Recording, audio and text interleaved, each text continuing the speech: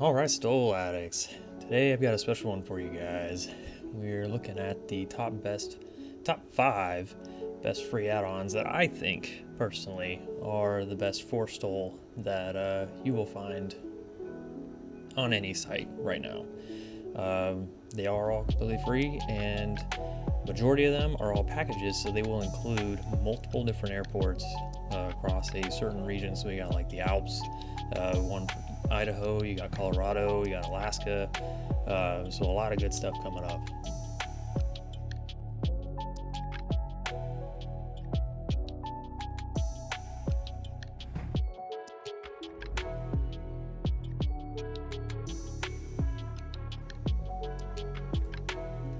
Alright, to kick it off, we're going to go ahead and start out at Heffley Creek.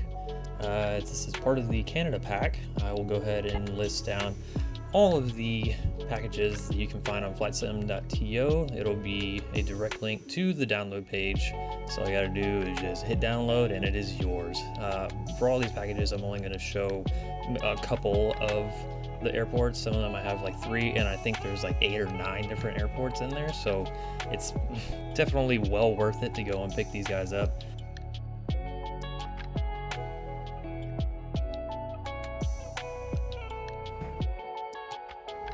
Next we have Sundance Guest Ranch, another little small quaint ranch airport on there. A lot of these on all this video you're going to see is the live weather that I have for the regions, typically because whenever I go into these airports I want to see what the weather is like as closely as possible to what would be when I'm there. Obviously the live weather is not the most accurate, and it's not going to be as closely representative as what you would see on a METAR, which METAR data actually isn't even that highly accurate either, so nothing will ever really be as real as actually being in the elements, but this is about as close as we can actually get. And yeah, I think it's way better to see the area for what it actually has to offer than setting up some preset.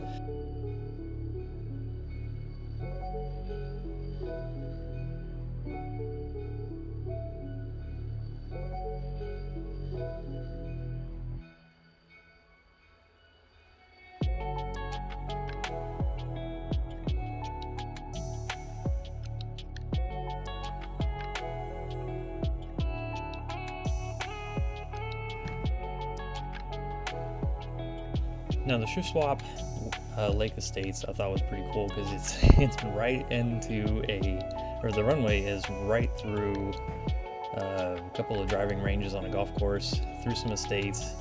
Obviously the estates is in the name. I didn't realize how many estates were there, so I thought that was pretty cool. And then you have also the golf cart paths just cutting right through the runway too, so I'd imagine that'd be pretty wild to land on, either as a bump right in front of you, or you just touch down right on top of the little pavement strip right there.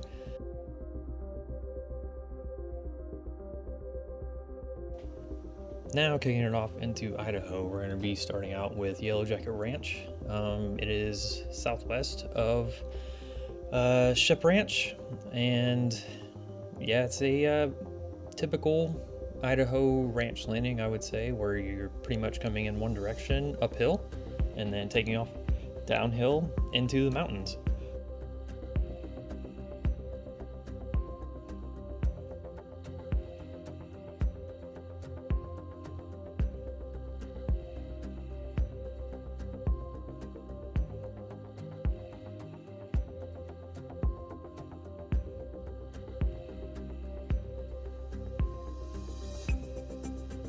Now we're at Wiley Ranch. This one is a little bit further up from Yellow Jacket, not too far, it's only a couple miles. This is an exaggerated version of Yellow Jacket. If you want a true uphill landing experience, you will get it with this. If you do not apply power at the end of your run, or your landing, you will roll backwards. Now here we are, one of my favorites, Mile High. As you'll see, You can't really tell where the runway is, but it is on the east side of where all the planes are parked. That is actually the grass strip that you will use. You will be landing from east to west, and then so on a heading of like 270, just about. And yeah, this is the one with that end of the runway that is soft terrain and not suitable for landing, as per the Idaho Ranchers website. But yeah, it still makes for a fun experience. It is literally on the top of the mountain, so it's a pretty cool little parking spot.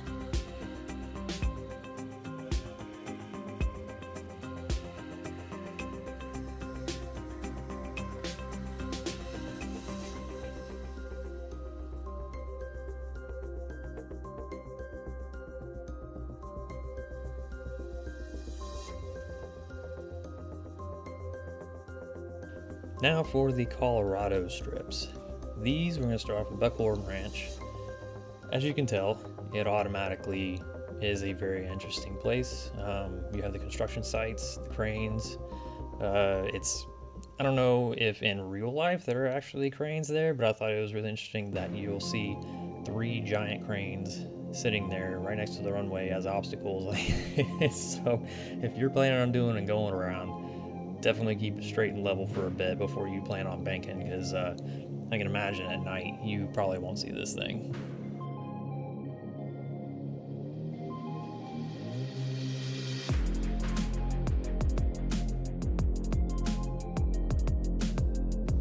Now for Philcon Ranch. Might be Philcon, might be Filecon. I don't know how they say it out in Colorado, but being from Texas, I would say Philcon. Part of the Colorado Ranchers Club. I thought it was pretty cool that you have a little clubhouse right there with some tables and some people out there. You got the horses, you got the cows. And guys, please do click that like and subscribe button. It definitely helps the channel out, getting exposure and getting these videos out there for more people to see.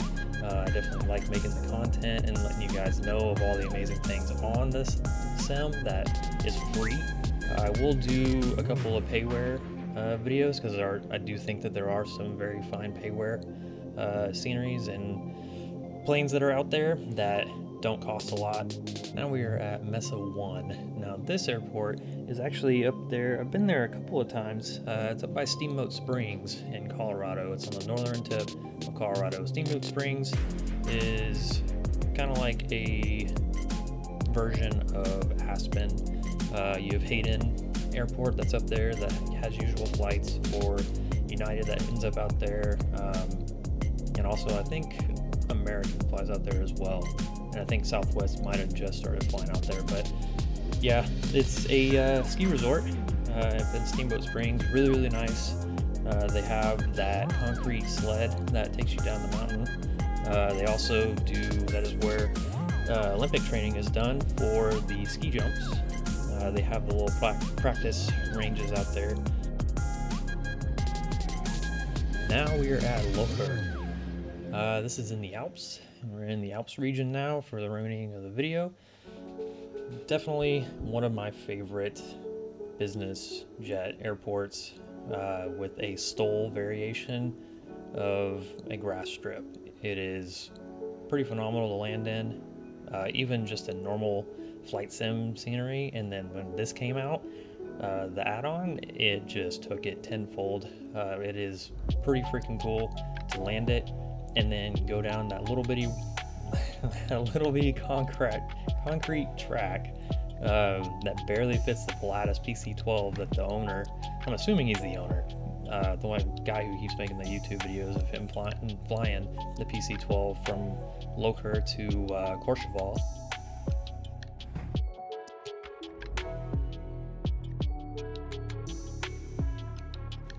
Now I'm going to take you guys to some pretty cool regions that I thought were really cool. These are the High Alps landing strips. It's so cool to sit there and fly on the side of a mountain. I've showed you guys in the other World's Most Dangerous Airports for the Alps edition, and you got to see a couple of the airports that were already in the Alps on the mountains. Again, with these, I don't know, maybe it's just a thing. I like flying on the mountains, but it's what I do. You got 35-inch tires, you might as well.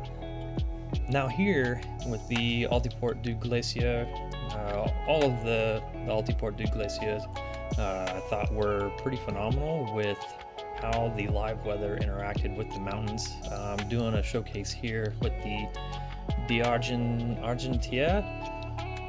You'll get to see how the clouds actually are coming up off the mountain. I thought it was pretty phenomenal to see how that actually worked with this mountain set. And then they have the nice little tents that makes it lively whenever you fly into there. Yeah, it's a good time.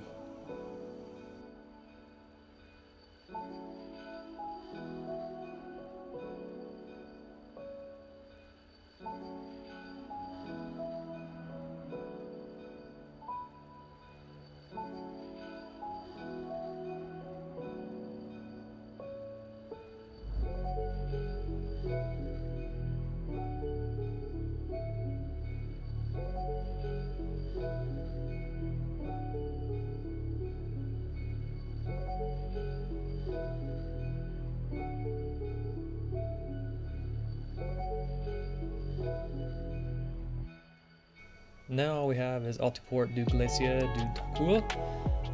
This is the last one of the 5 packs that I have for you guys that will be showcased in this. I will have one bonus at the end. It is not exactly a STOL aircraft, but it is a scenery that I find to be incredibly fun to go into because of the weather conditions and because of where it's located.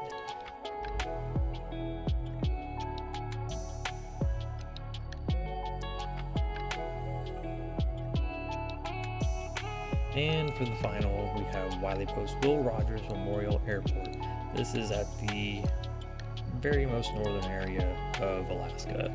The ICAO for this one is PABR, so Papa Alpha Bravo Romeo. I will also post this down at the bottom. Fair length of a runway.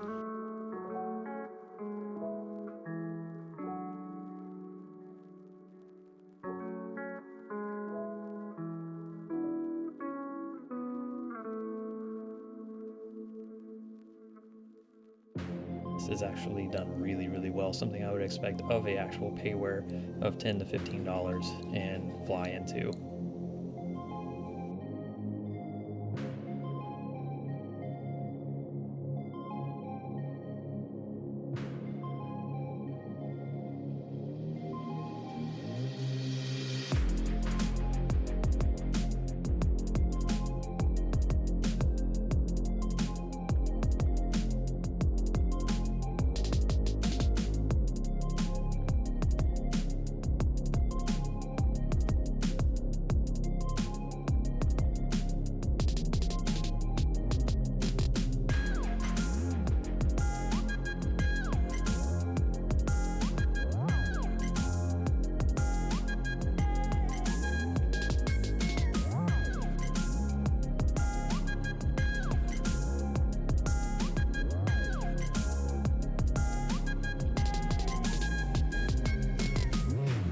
And that is all I have for y'all.